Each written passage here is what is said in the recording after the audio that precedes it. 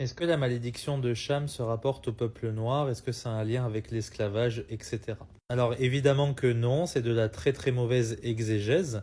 Et tu as même un deuxième passage que certaines personnes utilisent pour prouver soi-disant que le peuple noir est un peuple inférieur spirituellement, voire maudit. C'est Genèse chapitre 4 avec la marque de Caïn. Et ce que tu remarques dans ces deux passages, c'est que ce sont des passages ambigus qui ne sont pas en fait très faciles à interpréter. Il faut des études bibliques pour comprendre de quoi il est question, il faut étudier le contexte correctement.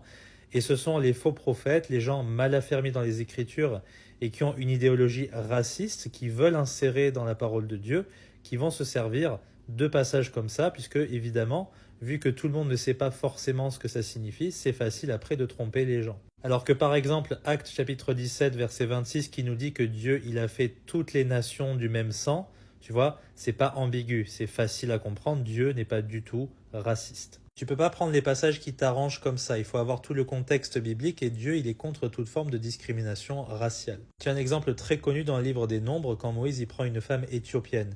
Ouh là là, qu'est-ce qui se passe avec Myriam et Aaron, sa sœur et son frère? Eh bien, ils se mettent à le réprouver, à le corriger pour cela, ce qui est vraiment du racisme.